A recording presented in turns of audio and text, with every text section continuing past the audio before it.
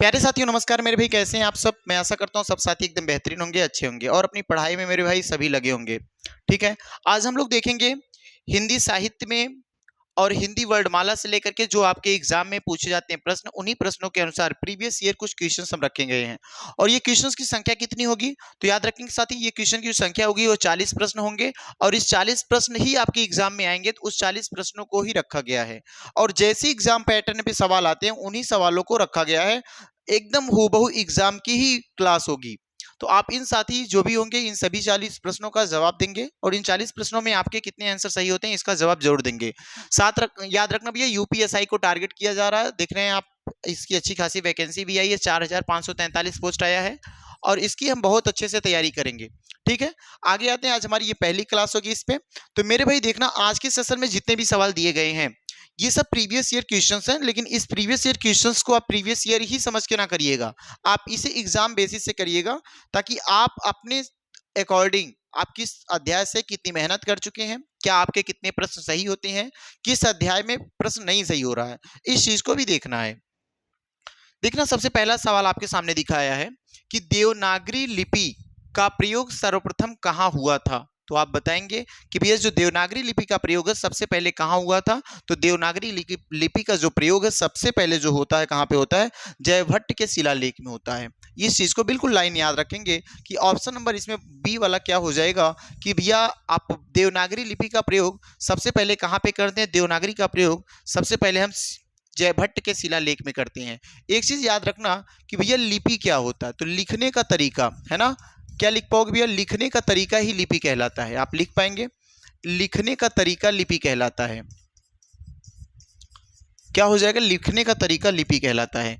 हिंदी भाषा की लिपि कौन सी हो जाएगी, तो आप लिखोगे हिंदी भाषा की लिपि, हिंदी भाषा की लिपि, हिंदी भाषा की लिपि कौन सी है, तो देवनागरी है। हिंदी भाषा की लिपि कौन सी हो जाएगी, देवनागरी है। बिल्कुल याद रखेंगे। ठीक है, आगे आते हैं। यहां देखेंगे कि पुरानी हिंदी, उर्दू और अंग्रेजी, क्या लिखा हुआ है, हिंदी, हिंदी, उर्दू और अंग्रेजी, इन तीनों भाषाओं को मिला के क्या बनाया गया है। तो याद रखना, इन तीनों भाषाओं को मिश्रण करके हम कौन सी भाषा बोलते हैं भैया, हिंदुस्तानी भाषा बोलते हैं। इन तीनों भाषाओं का मिश्रण करके कौन सी भाषा बोलेंगे, तो हिंदुस्तानी भाषा मिलेंगे। क्या पश्चिमी भाषा, ना भैया पश्चिमी भाषा नहीं बोल सकते। साहित्यिक भाषा ये भी नहीं बोल सकते। मानक भाषा ये भी गलत है। कौन सा सही हो जाएगा, ऑप्शन नंबर डी होगा, हिंदुस्तानी भाषा बोलते हैं। आगे देखेंगे, देवनागरी लिपि के स्थान पर रोमन लिपि स्वीकार करने का सुझाव किसने दिया। तो बिल्कुल याद रखेंगे कि भैया कौन ऐसे व्यक्ति हैं जो जिन्होंने कहा कि लिपि देवनागरी लिपि के जगह पे, है ना, देवनागरी लिपि के जगह पे हमें किस लिपि का प्रयोग करना चाहिए, रोमन लिपि का प्रयोग करना चाहिए। हमें रोमन लिपि का प्रयोग करना चाहिए। और रोमन अंग्रेजी की लिपि है, बिल्कुल याद रखना। किसने कहा था मेरे भाई, सुनीति चंद चटर्जी ने, सुनीति कुमार चटर्जी। ये बात याद रखेंगे, किसने कहा, सुनीति कुमार चटर्जी ने। यहाँ पे विकल्प कौन सा सही होगा, ध्यान से देखेंगे। जवाहरलाल नेहरू, भैया जवाहरलाल नेहरू नहीं कहे हैं, सुनीति कुमार चटर्जी जी कहे हैं। काका काकेलकर भी नहीं होंगे, भीमराव अंबेडकर भी नहीं होंगे। ठीक है, आगे आते हैं नेक्स्ट सवाल पे। चौथा विश्व हिंदी सम्मेलन कहाँ संपन्न हुआ था। इसका जवाब क्या होगा कि भैया पोर्ट ऑफ स्पेन में हुआ था, नई दिल्ली में हुआ था, लंदन में हुआ था, या पोर्ट लुइस मॉरिशस में हुआ था। तो इसका ऑप्शन नंबर कौन सा सही हो जाएगा, ऑप्शन नंबर डी सही होगा कि ये जो चौथा सम्मेलन हुआ था वो कहाँ हुआ था, तो बोलेंगे पोर्ट लुइस मॉरिशस में हुआ था। आपसे कुछ प्रश्नों का जवाब मैं चाहता हूं, आपके लिए मोस्ट इंपॉर्टेंट क्वेश्चंस हैं, इसको आप नोट करेंगे। मोस्ट इंपॉर्टेंट क्वेश्चन, इन क्वेश्चंस का आप जवाब देंगे। पहला सवाल मेरे भाई आपके सामने है, पहला विश्व हिंदी सम्मेलन कहाँ हुआ। पहला विश्व हिंदी सम्मेलन कहाँ हुआ, लिखेंगे आप, पहला विश्व हिंदी सम्मेलन, पहला विश्व हिंदी सम्मेलन कहाँ और कब हुआ, कहाँ और कब हुआ, सन भी पूछ लेता हूं। ठीक है, आप दूसरा सवाल देखेंगे कि चौथा विश्व हिंदी सम्मेलन कब हुआ, इसका भी जवाब देंगे आप, कब हुआ। ठीक है, ये 2 प्रश्न आप जरूर जवाब देंगे, कमेंट में बॉक्स में अपने जवाब को रखेंगे। लेकिन यहाँ पे चौथा विश्व हिंदी सम्मेलन कहाँ होता है? पोर्ट लुइस अर्थात मॉरिशस में। अब नेक्स्ट सवाल पे आते हैं। हिंदी वर्णमाला में अंतस्थ व्यंजन कौन से हैं? हिंदी वर्णमाला में अंतस्थ व्यंजन कौन से हैं? बिल्कुल याद रखना चाहिए सर। भैया यहाँ पे अस्पर्श व्यंजन की बात की जाएगी। अस्पर्श व्यंजन, जब अस्पर्श व्यंजन की बात की जाएगी तो आपको पता सर का से लेके माँ तक, का वर्ग से, का वर्ग से कहाँ तक भैया? पा वर्ग तक, पा वर्ग तक। ये कौन से हैं?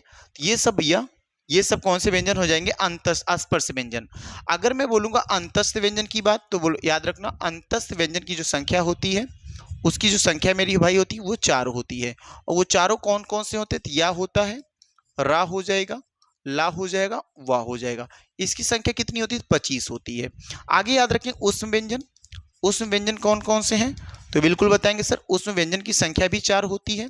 वो कौन कौन से हैं? तो बोलोगे सर ये देखो कौन सा है? तालव्य सा, और ये मेरे भाई दंत सा, मूर्धन्य सा, और ये हा है। इस चीज का भी नाम याद रखना, याद रखना इस चीज को। इस सा का नाम क्या है? इस सा का नाम तालव्य सा है। इस सा का नाम तालव्य, इस सा का नाम मेरे भाई मूर्धन्य सा है, मूर्धन्य सा है। और इस सा का नाम क्या हो जाएगा? इस सॉरी सॉरी गलती हुई भाई, ये मूर्धन्य सा नहीं, ये दंत सा है। ये कौन सा है? दंत सा है। ये दंत सा और ये मूर्धन्य सा, ये मूर्धन्य सा। ठीक है, ये याद रखेंगे। अभी आपसे पूछा हिंदी में, इसमें तो बताना भैया या र ला वा जो है ये अंतस्थ व्यंजन है। ये कौन से व्यंजन है? तो बोलोगे सर इसे संयुक्त व्यंजन कहते हैं। इसे संयुक्त संयुक्त व्यंजन कहते हैं। इसके बाद की याद रखना संयुक्त व्यंजन। संयुक्त व्यंजनों की संख्या कितनी? 4, और ये चारों यही है, ये हैं। आगे देखो छत्र आई तो बोलोगे सर कक से, क स, याद रखना। ऐसे त्र तो त और र, देखो ध्यान से, त्र त भैया और कौन? र हो जाएगा। पहले पे हलंत लगा के रखना। ज्या तो बोलोगे सर जा, जा पे हलंत और क्या? इया। ठीक है, और आएंगे भैया स्रा, तो देखो ये स्रा जो वर्ड है ये देखो स और किससे मिलके बना हुआ है? तो बोलोगे सर रा से मिलके बना हुआ है। सॉरी, पीछे वाले पे हलंत नहीं लगाएंगे आप, ना इस पे हलंत, ना इस पे हलंत, ना इस पे, ना इस पे। अगले सभी वर्डों पे हलंत लगाएंगे आप मेरे भाई, याद रखना। नेक्स्ट सवाल पे आते हैं। महत्वपूर्ण कथन को उद्धरण करने में किन विराम चिन्हों का प्रयोग किया जाता है? अगर कोई महत्वपूर्ण कथन आ जाए, कोई कहावत आ जाए, किसी का नाम आ जाए, कोई रचना आ जाए, वहां पे किन चिन्हों का प्रयोग करते हैं? याद रखना मेरे भाई, उद्धरण होगा। यहाँ पे ये मात्रा हटाएंगे, उद्धरण होगा। ठीक है, यहाँ पे किसका प्रयोग करते हैं? दोहरा उद्धरण चिन्ह का प्रयोग करते हैं अगर महत्वपूर्ण कथन है। ठीक, प्रश्नवाचक जहां पे कहीं प्रश्न पूछा जाएगा। एकल भी योजक चिन्ह, जहां दो समान हो उनके बीच में योजक चिन्ह का प्रयोग करते हैं, जैसे भाई बहन। ठीक है, बुरे के अर्थ में प्रयुक्त होने वाला बद, बद एक उपसर्ग है, जैसे बदसूरत बददुआ लगाते हैं ना, ऐसे बद उपसर्ग से बने जो होते हैं बददुआ बदसूरत। तो बद उपसर्ग से किस भाषा का, देखो बद उपसर्ग किस भाषा का शब्द? हिंदी का, अंग्रेजी का, संस्कृत का, उर्दू का। ना भैया हिंदी का है, ना अंग्रेजी का है, ना संस्कृत का है, ये उर्दू और फारसी के शब्द हैं, बद्दुआ। ठीक है, ये बद्दुआ हिंदी उर्दू और फारसी का शब्द है। सौतेला शब्द में कौन सा प्रत्यय लगा? तो सौतेला, देखो याद रखना सौतेला, तो एला, तेला प्रत्यय हो नहीं सकता सर, इला प्रत्यय भी नहीं है। अब एला है केला सर, ये नहीं है। ऑप्शन नंबर कौन सही है? ऑप्शन नंबर बी राइट हो जाएगा। ठीक है, नेक्स्ट क्वेश्चन पे आते हैं। निम्न में से कौन सा शब्द विदेशज है? कौन सा ऐसा शब्द भैया विदेश से आया हुआ है? तो बिल्कुल याद होना चाहिए सर, रिक्शा। रिक्शा एक विदेशी शब्द है। आगे आते हैं, भाववाचक संज्ञा का शब्द कौन सा है? भाववाचक संज्ञा जिसे सर हम महसूस कर सकते हैं, जिसे, है ना, जिसे महसूस कर सकते हैं बस, और उसके अलावा कुछ नहीं, जिसे मापा तौला ना जा सके, इसे महसूस बस कर सके। तो सर ये इसमें देखो निराश नहीं भैया, अनुच्छेद ये भी नहीं होगा, विवाह नहीं होगा। ऑप्शन नंबर कौन सी हो जाएगा? ऑप्शन नंबर ए लालिमा जो वर्ड है ये आपका भाववाचक संज्ञा हो जाएगी। याचना शब्द का बहुवचन रूप क्या होगा? तो बिल्कुल बताएंगे याचना शब्द का बहुवचन। साथ ही इसका जवाब देंगे A number, B number, C number, D number. बताना इसका जवाब, A number, B number, C number, D number. याचना शब्द का बहुवचन क्या होगा? तो याद रखें याचना जो शब्द है वो अपने आप में खुद ही बहुवचन होगा, याद रखना चाहिए आपको। कुछ ऐसे वर्ड होते हैं जो बिल्कुल बहुवचन रूप होता है, उसके बहुवचन नहीं बनाए जा सकते, तो आप बिल्कुल याद रखेंगे सर। तो यहाँ पे याचना जो शब्द है वो ऑलरेडी अपने आप में बहुवचन शब्द है, तो यहाँ पे ऑप्शन नंबर ए आपका राइट आंसर होगा। नेक्स्ट क्वेश्चन पे आते हैं। इनमें से कौन सा शब्द स्त्रीलिंग नहीं है? अपेक्षा, गति, स्वर, आत्मा। आप जानते हैं सर, अगर स्वर की बात करेंगे, स्वर एक पुल्लिंग है, स्वर एक पुल्लिंग वर्ड है।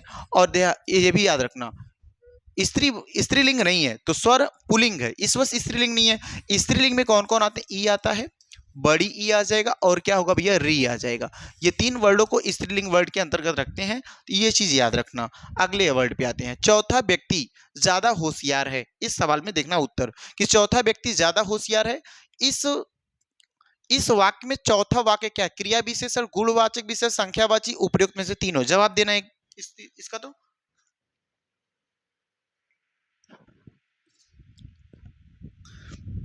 चौथा क्या है, चौथा क्रिया भैया, कोई क्रिया कार्य नहीं हो रहा, चौथा किसी ना किसी व्यक्ति को इंगित कर रहा है, किसी को बता रहा हमें, दूसरा तीसरा चौथा। तो चौथा क्या हो जाएगा, एक संख्या की बात बता रहा है, तो वहां पे संख्यावाची विशेषण हो जाएगा, संख्यावाचक विशेषण हो जाएगा। वह बहुत मधुर गाता है, तो यहां पूछा प्राविशेषण कौन है भैया, विशेषण की जो विशेषता बता दे, बढ़ा चढ़ा के जिसमें कहा जाए, दबाव डाला जाए किसी वर्डों पे, तो यहाँ पे देखो क्या मधुरता की बात की, लेकिन मधुर को और भी बता दिया बहुत से, तो यहाँ पे क्या वर्ड हो जाएगा, बहुत वर्ड आपका क्या होगा, प्राविशेषण हो जाएगा। नेक्स्ट क्वेश्चन पे आते हैं, जब कर्ता एक क्रिया समाप्त कर उसी क्षण दूसरी क्रिया में प्रयुक्त होता है, प्रवृत्त होता है, अर्थात एक काम को समाप्त करके दूसरे काम में लग जाता है, तो वहां पे कौन सा होगा, तो बोलेंगे सर वहां पहली क्रिया का क्या कहलाती है। तो याद होना चाहिए, पहली क्रिया में कर वर्ड लगा होगा, दूसरा चलेगा। तो आपको पता होगा, जैसे मोहन खाना खाकर सो गया, लिख सकते हैं आप, मोहन खाना खाकर देखो खाकर सो गया, तो आप बिल्कुल बोल पाओगे साथी। राम चाय पीकर चला गया, तो देखो यहाँ पे क्या होगा, एक तो मोहन का काम मोहन करता हो गया, देखो यहाँ पे क्रिया दो हो गई, एक खाना क्रिया हो गई, एक सोना, दो क्रियाएं हैं। अब जब दो क्रियाएं होती हैं, उसमें से एक क्रिया देखो क्या, पहली क्रिया ये है, पहली क्रिया ये है, सेकंड वाली क्रिया ये है। एक क्रिया मेरे भाई खत्म हो चुकी चल के, माने खाना खाने का काम खत्म हो गया, खाकर, तो खाना खाने का काम तो खत्म हो गया, ये काम पूरा हो गया। अभी ये काम चल रहा है, जब एक क्रिया में से किसी एक का काम खत्म हो जाए, दूसरी क्रिया चल रही हो, एक क्रिया खत्म हो गई है, दूसरी क्रिया चल रही हो, और जो पहली क्रिया खत्म हुई उसके साथ देखो कर वर्ड अगर आता है, तो वहां पे आप बोलेंगे सर कौन सी क्रिया होगी, वहां पे पूर्वकालिक क्रिया होगी। वहां पे कौन सी क्रिया होगी, वहां पे पूर्वकालिक क्रिया होगी। नेक्स्ट क्वेश्चन पे आते हैं, किस वाक्य में सकर्मक क्रिया नहीं है, बताना इस सवाल का जवाब। ये किस वाक्य में सकर्मक क्रिया नहीं है, आपको याद हो सर सकर्मक क्रिया किसे कहते हैं, सकर्मक क्रिया जिसमें कर्म पाया जाए, जिसमें जिसमें कर्म कर्म पाया जाए, वो सकर्मक है, पाया जाता है उसमें सकर्मक होता है। और अकर्मक क्रिया किसे कहते हैं, अकर्मक क्रिया। अगर मैं अकर्मक क्रिया की बात करूंगा जिसमें कर्म ना हो, आप लिख पाएंगे जिसमें कर्म ना हो, और जिसमें कर्म नहीं होगा मेरे भाई, वो क्या होता है, अकर्मक क्रिया। बिल्कुल साथी देख पाएंगे अकर्मक क्रिया कौन सी है इसमें। तो मेरे भाई मजदूर पेड़ के नीचे बहुत देर से बैठा है, तो बैठा है याद रखना, कब ये भी याद रखना, अकर्मक क्रिया या सकर्मक क्रिया की पहचान के लिए कर्म के आगे, सॉरी, क्रिया के आगे क्या लगाते हैं, क्रिया के आगे क्या लगाते हैं, और उससे हमें क्या पता चलता है, जवाब अगर निकल के आता है तो वो बोलोगे क्या हो जाएगा, सकर्मक है। अगर जवाब नहीं निकल के आया तो वहां पे अकर्मक है। किसान हल से खेत जोत रहा है, तो जोतने का काम किया जा रहा है, क्रिया जोतना है, तो यहाँ पे क्या लगाओ, क्या जोत रहा है, तो जवाब निकलेगा भैया खेत जोत रहा है, तो वहां पे आंसर मिला, तो ये सकर्मक क्रिया है। मोहन बाजार से फल खरीद रहा, क्या खरीद रहा मोहन, तो बोलोगे मोहन क्या खरीद रहा, तो मोहन फल खरीद रहा, इसका भी जवाब निकलेगा। 3 छात्र पुस्तकालय में पढ़ रहे हैं, तो पढ़ रहे हैं, पढ़ने का काम किया जा रहा है, क्या पढ़ रहे हैं, कुछ तो कुछ पढ़ रहे होंगे। मजदूर पेड़ के नीचे बहुत देर से बैठा है, तो जवाब बताना, मजदूर बहुत देर से पेड़ के नीचे बैठा है, तो इसका जवाब कौन सा सही होगा भाई साहब, इसका जवाब आपका राइट आंसर ए वाला हो जाएगा, इसका जवाब राइट आंसर ए वाला हो जाएगा कि सकर्मक क्रिया का उदाहरण नहीं है, ये अकर्मक क्रिया का उदाहरण है। इनमें से किस वाक्य में भविष्य काल है, इस सवाल का जवाब देंगे, इसमें से किस में भविष्य काल है। भविष्य काल किसे कहते हैं, जो आने वाला कल हो, आने वाला जो कल हो, है ना, जो अभी कहा जाए भैया अभी हमारा पेपर हो ना, कि 3 दिन बाद हमारा पेपर है, या बोलते ना कि अभी हमें तैयारी बढ़िया से करनी चाहिए, आने वाले दिन में मेरा एग्जाम आने वाला है, तो एग्जाम आने वाला है, तो वहां पे क्या होगा सर, वहां पे होगा भविष्य काल। वर्तमान क्या होता है, जो वर्तमान में अभी हम लोग पढ़ रहे हैं, ये वर्तमान चल रहा है, जो चीजें बीत चुकी हैं वो होता है भूतकाल। तो मैं आपकी प्रतीक्षा करूंगा, अभी किया नहीं ना, अभी प्रतीक्षा किया नहीं है, प्रतीक्षा करूंगा मतलब वो अभी कुछ दिन बाद करेगा, कब करेगा नहीं पता है, तो भविष्य में करेगा, मैं आपकी प्रतीक्षा करूंगा। कहते हैं कि पापा कल आ रहे हैं तो हम आपकी प्रतीक्षा करूंगा, है ना, स्टेशन में आपकी प्रतीक्षा करूंगा, तो ये चीज क्या होता है, मैं प्रतीक्षा करूंगा, इसका मतलब ये भविष्य की बात की है, यही ऑप्शन आपका क्या हो जाएगा, सही हो जाएगा। दूसरे विकल्प को देख लेते हैं, मैं पुस्तक पढ़ने वाला था, हो गया, पढ़ने वाला था, पढ़ा नहीं ना, तो ठीक है। मैं आपका आभारी हूं, वर्तमान हो जाएगा। मैंने एक पेड़ काट लिया, ये भी देखो काट लिया, तो ये तो बीत बीत चुका है, काट लिया, इसका मतलब ये भी पूछेगा। ठीक है, ये भी नहीं है, ये भी नहीं है, ऑप्शन नंबर ए आपका क्या हो जाएगा, राइट हो जाएगा। नेक्स्ट क्वेश्चन पे, वह एक सप्ताह बाद आया, इस वाक्य में कौन सा शब्द क्रिया विशेषण है? बोलो, वह एक सप्ताह बाद आया, इनमें से कौन सा क्रिया विशेषण होगा? तो इसका जवाब क्या क्या वह होगा, एक होगा, बाद होगा, आया। भैया एक सप्ताह बाद आया, क्रिया विशेषण का काम कौन कर रहा, बाद। तो यहाँ पे option number C right answer हो जाएगा। निम्नलिखित वाक्य में सर्वनाम पदबंध क्या होगा? सर्वनाम पदबंध, संज्ञा पदबंध बिल्कुल चेक करेंगे आप। तो सर्वनाम पदबंध कौन सा है? परेशानी में उलझा हुआ मैं कुछ भी कर कुछ भी नहीं कर पाया। तो देखो भैया ये तो कुछ भी, ये एक ही सेंटेंस बता रहा, परेशानी में उलझा हुआ मैं, ये सर्वनाम है। मैं तो एक सर्वनाम है, लेकिन परेशानी में उलझा हुआ मैं अपने आप को पूरी तरीके से ये संकेत दे रहा है। तो बोलोगे सर यही ये क्या है, यही सर्वनाम पदबंध। तो ऑप्शन नंबर कौन सा राइट हो जाएगा? ऑप्शन नंबर डी आपका राइट आंसर हो जाएगा। नेक्स्ट क्वेश्चन पे आते हैं। अनियमित के लिए उचित वाक्यांश चुने। अनियमित, जिसका किसी नियम का पता ना हो उसे अनियमित कहते हैं। सर जो नियमानुकूल ना हो, जो नियमानुकूल ना हो, यही ऑप्शन सही है। जिसका निवारण ना किया जा सके, भैया गलत हो जाएगा। जिस पर कोई नियंत्रण ना हो, अनियंत्रण। भैया जिसके संबंध में कोई निर्णय ना लिया जा सके, ये भी देखो गलत है। यहाँ पे सही ऑप्शन कौन हो जाएगा? Option number A right answer हो जाएगा। जिसके हृदय में ममता ना हो, आपको याद होना चाहिए, जिसके हृदय में ममता नहीं हो वो निर्मम कहलाता है। वो क्या कहलाता है? निर्मम कहलाता है। ठीक है, आगे आते हैं। आसमान से गिरा, खजूर पर अटका। भैया एक बहुत बड़ा बोझ, माने आसमान से गिरा और खजूर पे आके लटका। एक तो गिरा आसमान से, तो वो तो उसको डर लग गई, भैया बहुत बड़ी विपत्ति में था। लेकिन अब खजूर पे आके अटका, खजूर से भी उसको डर नीचे गिरना है। तो क्या होगा? बाधा मुक्त होना ना भैया, बाधा मुक्त नहीं हुआ अभी, है ना। क्या एक नई मुसीबत में पड़ना, मुसीबत ही मुसीबत, मुसीबत में किसी का सहारा बनना, ये भी गलत। मुसीबत ही मुसीबत नहीं, एक नई मुसीबत में पड़ना, ये ऑप्शन राइट हो जाएगा। क्यों? क्योंकि जब पहले आसमान से गिरा, एक तो मुसीबत थी ही, तो गिरा वो। और दूसरी मुसीबत क्या भैया, कि जब वो एक बार आसमान से गिरा तो आके खजूर पे लटका, फिर एक मुसीबत आई, यहां से गिरे, यहां से क्या होगा, तो उसके लिए एक नई मुसीबत में पड़ जाना। आगे देखते हैं। दीर्घ बाहु में कौन सा समास है? दीर्घ बाहु, दीर्घ बाहु में बिल्कुल याद रखना, दीर्घ बाहु में कौन समास हो जाएगा? बहुब्रीहि समास होगा। संख्यावाची देखो, द्वंद्व कहीं भी बीच में योजक चिन्ह दिखाई दे, द्वंद्व होता है। संख्यावाची देखो, अव्यय विभव प्रथम पद अव्यय, यहाँ पे कौन सही हो जाएगा? बहुब्रीहि समास होगा। आगे देखेंगे। निम्नलिखित में से शुद्ध वर्तनी वाला शब्द कौन सा है? उत्तरदायी, उत्तरदायी नहीं होता है। उत्तरदायी ये भाई ठीक होता, लेकिन यहाँ पे जब बड़ी की मात्रा होती है, ये गलत है। ये देखो उत्तरदायी ऑप्शन नंबर सी आपका बिल्कुल राइट हो जाएगा, डी भी गलत है। ठीक है, आते हैं आगे। कि हमारा समाज उन्नति के पथ में है, इस वाक्य में किस प्रकार की अशुद्धि है? बिल्कुल देखो, हमारा पथ उन्नति के मार्ग में है कि उन्नति के मार्ग पर है? तो बोलोगे सर यहाँ पे में के जगह पे किसका प्रयोग करेंगे? पर का प्रयोग करेंगे। इस वजह से में पे पर एक कारक विभक्ति है, इस वजह से यहाँ पे ऑप्शन नंबर कौन सा हो जाएगा? ऑप्शन नंबर बी इसका राइट आंसर हो जाएगा। नेक्स्ट क्वेश्चन पे आते हैं। मासृण का विलोम क्या होता है? पहले बताओ, मासृण का मतलब सर मुलायम होता है। मासृण का मतलब मुलायम या कोमल होता है, कोमल होता है। तो मासृण का मतलब मुलायम या कोमल होता है, तो भैया इसमें कम रुच, रुच मतलब कठोर होता है, रुच मतलब कठोर होता है। तो यहाँ पे ऑप्शन नंबर बी आपका क्या हो जाएगा? ऑप्शन नंबर बी क्या हो जाएगा भैया? राइट हो जाएगा। रुच का मतलब कठोर या खुरदुरा बोल सकते हो आप, कोई दिक्कत नहीं आपको होनी चाहिए। यहाँ से रुच का मतलब कठोर या खुरदुरा बोल सकते हो। वनिता शब्द का पर्यायवाची शब्द बिल्कुल याद, वनिता किसको कहते हैं? सर महिला को बोलते हैं। वनिता किसको बोलते हैं? महिला को बोलते हैं। नेक्स्ट क्वेश्चन पे आएंगे। निम्नलिखित में से कौन सा शब्द तत्सम नहीं है? तो भैया वचन, शलाका, तिक्त, चार। चार भैया तत्सम नहीं है, चार का क्या हो जाए? चतुर्थ। कार चार का क्या हो जाएगा? चतुर्थ, ये तत्सम शब्द है। आगे देखिए, मनोदशा, मन संधि विच्छेद करना है इसका, संधि विच्छेद। सर मनोदशा गलत है, मना दशा, मन दशा गलत है, मनोहोत दशा नहीं, यहाँ पे मना दशा सही हो जाएगा, क्योंकि आहा की मात्रा ये देखो विसर्ग जहां पे आता है, विसर्ग का ओ में हो जाता है। ठीक है, तो ये हो जाएगा मनोदशा, किसका? बी वाला ऑप्शन राइट है। नेक्स्ट क्वेश्चन पे आते हैं। नेक्स्ट क्वेश्चन दिया गया है आपके सामने, क्या साथी? नेक्स्ट क्वेश्चन पे हम आते हैं आपके सामने। अच्छा ये भी हो गया, ठीक है। ये वाला देखो, इनमें से एक का अर्थ ऐतराज। ऐतराज, आपको ऐतराज इस बात का नहीं ना है, तो बोलते हो किसी प्रकार की आपत्ति, ऐतराज करते हो आपत्ति, बोलते वर्ड ना, आपको इस बात का ऐतराज नहीं ना है। कि ये लेके जा रहा हूँ, कोई बात नहीं। तो बोलते हैं सर उसी को बोलते हैं कि आपत्ति। आपको किसी प्रकार की आपत्ति नहीं, विपत्ति माने परेशानी होता है, संकट भी परेशानी, विघ्न माने रास्ते में बाधा आ जाना, ये भी याद रखना। उपमा अलंकार के सर्वाधिक प्रयोग के लिए इनमें से कौन से कवि अधिक प्रसिद्ध हैं? उपमा अलंकार के सर्वाधिक प्रयोग के लिए इनमें से कौन से कवि अधिक प्रसिद्ध? बिल्कुल याद रखना, उपमा अलंकार के सबसे प्रसिद्ध कवि कौन हो जाते हैं? कालिदास।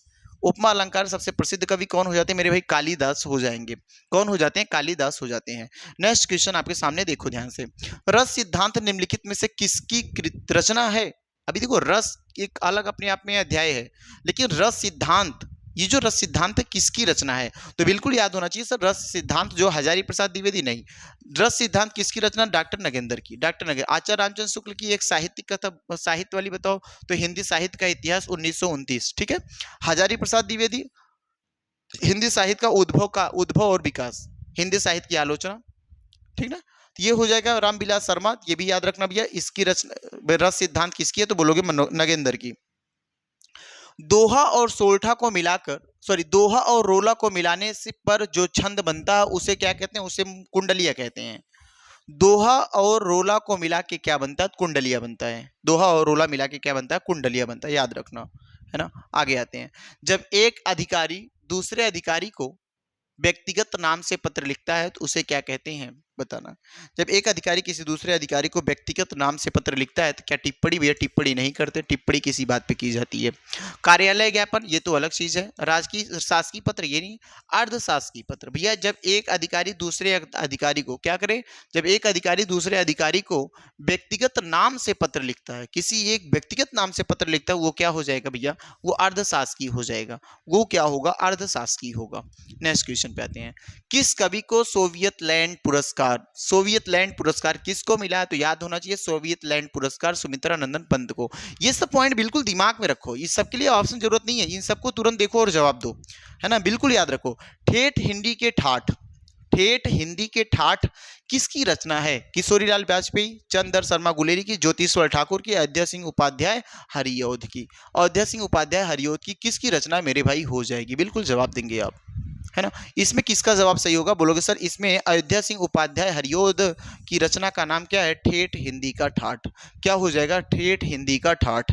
नेक्स्ट क्वेश्चन पे आते हैं। हिंदी का पहला समाचार पत्र उद्दंड मार्तंड, किशोरीलाल गोस्वामी, है ना, प्रकाशित हुआ कब? प्रकाशित हुआ 1840 में, 1826 में, 1830 में, 1844 में। बिल्कुल बताएंगे। 1844, 30, 26 और 40। इसका आंसर क्या हो जाएगा? 37 नंबर का ऑप्शन नंबर कौन सही होगा? ए सही होगा, बी सही होगा, सी सही होगा, डी सही होगा? तो बोलेंगे सर ऑप्शन नंबर 37 का जो आंसर होगा वो क्या होगा? 1826 में उत्तंड मार्तंड पत्रिका का क्या हुआ है? प्रकाशन हुआ है। आगे आते हैं। कबीर को वाणी का डिक्टेटर, कबीर को वाणी का डिक्टेटर, है ना, वाणी का डिक्टेटर किसने कहा? पंचमेल खिचड़ी किसने कहा? याद रखना, ये सवाल आगे बताऊंगा आपको, सबका उपनाम में लिखाऊंगा, कौन किसको क्या कहा ये भी मैं करवाऊंगा हिंदी साहित्य में। बिल्कुल याद रखना, हिंदी का, है ना, हिंदी में कबीर को वाणी का डिक्टेटर की संज्ञा किसने दी? तो भैया याद रखना, हजारी प्रसाद द्विवेदी, रामचंद्र शुक्ल, विजय देव नारायण शाही, नामवर सिंह। तो इसका जवाब क्या निकल के आएगा भैया? हजारी प्रसाद द्विवेदी जी इनको क्या कहे हैं? हजारी प्रसाद द्विवेदी वाणी का डिक्टेटर कहे हैं। याद रखना, कबीर दास को पंचमेल खिचड़ी किसने कहा? उनकी भाषा को पंचमेल खिचड़ी किसने कहा? इसका जवाब कमेंट में देना आपको, है ना। कंठ महाप्राण घोष व्यंजन कौन से? एक तो देखो पूछा, कंठ पूछा है, फिर क्या कहा? महाप्राण है, फिर क्या कहा? घोष। तीन सवाल एक ही में सम्मिलित कर दिया गया। अब आपको पता सर, कंठ अकुह विसर्जनीय नाम कंठ, आ का वर्ग, हा और विसर्ग, ये सब किस में आते हैं? बोलोगे सर ये सब तो कंठ के वर्ड हैं। देखो महाप्राण हर वर्ग का दूसरा चौथा वर्ड महाप्राण है। घोष किसे कहते हैं सर? घोष या अघोष? सघोष। सघोष प्रत्येक वर्ग का पहला दूसरा वर्ड अघोष और तीसरा चौथा पांचवा वर्ड क्या कहलाता है? सघोष। तो बिल्कुल याद रखो सर, ये देखो था तो दूसरा वर्ड है, कंठ नहीं है। कंठ में का खा गा घा अंगा आएगा, तो फा भी नहीं होगा। का खा गा तो है, लेकिन सर ये अल्प प्राण है, तो ये भी गलत हो गया। महाप्राण यही सही होगा। तो ऑप्शन नंबर सी सही हो जाएगा। हिंदी वर्णमाला में व्यंजन वर्णों की संख्या कुल कितनी है? तो बिल्कुल याद होनी सर, हिंदी वर्णमाला में व्यंजन की जो संख्या है 33 है। कुल वर्णों की संख्या कितनी है? कुल वर्णों की संख्या पूछे आपसे, कुल वर्णों की संख्या, तो भैया कुल वर्णों की जो संख्या है वो तो 52 है, वो तो 52 है। नई हिंदी के अनुसार आपसे हम पूछे, नई हिंदी में नई हिंदी में वर्णों की कुल संख्या आपसे पूछे, वर्णों की कुल संख्या आपसे भैया पूछे, तो आप बोलोगे सर 53 हो गया। अब 53 हो गया। 53वां वर्ड कौन सा है, तो याद रखेंगे 53वां वर्ड जो है भैया, 53वां वर्ड कौन सा, तो बोलोगे 8 बना के ऐसे लटका दो, ये हो जाएगा 53वां वर्ड। इसका नाम क्या रखा सर, ये तो ठा जैसे दिख रहा, नहीं, इसको अभी हम विशिष्ट वर्ड बोलेंगे। क्या बोलोगे अभी, विशिष्ट वर्ड बोलोगे, ठीक है ना। आप इन सब कुछ चीजों को क्लियर कर लेना। तो मेरे साथ ये जो क्लास है डेली आप बिल्कुल जुड़ सकते हैं मेरे साथ। अगर जो भी साथी मेरे साथ जुड़ना चाहते हैं तो बिल्कुल Hindi by Raj sir, Hindi by देखो राज सर, ये अगर आप ये पीडीएफ चाहते हैं, हूबहू ये पीडीएफ चाहते हैं, तो इस पीडीएफ को मेरे भाई हिंदी बाई राज सर एक टेलीग्राम चैनल भी है, तो अगर आप देखेंगे डिस्क्रिप्शन बॉक्स में आपको टेलीग्राम चैनल मिलेगा, उस टेलीग्राम चैनल के साथ वहां पे जैसे आप क्लिक करेंगे बिल्कुल आप चले जाएंगे, कहाँ पे भैया, बिल्कुल जैसे टेलीग्राम चैनल को क्लिक करेंगे तुरंत आएंगे आप टेलीग्राम पे, और वहां पे इसकी पीडीएफ आपको मिलेगी, तो आप प्रैक्टिस के तौर पे इन चीजों को कर सकते हैं। तो प्यारे साथियों, एक बार सभी आप देखेंगे और अपने कमेंट, अपनी राय बिल्कुल बताएंगे कमेंट बॉक्स में अपने कमेंट के माध्यम से। तो साथ ही हम तब तक की क्लास, अगली क्लास फिर से 9 बजे आपको मिलेगी। तो ये क्लास डेली 9 बजे मिलेगी, तो आप बिल्कुल 9 बजे तैयार रहिए हिंदी साहित्य की और हिंदी वर्णमाला की जो भी प्रैक्टिस क्लास है, उन सभी प्रैक्टिस क्लास के लिए। तो धन्यवाद सभी साथी।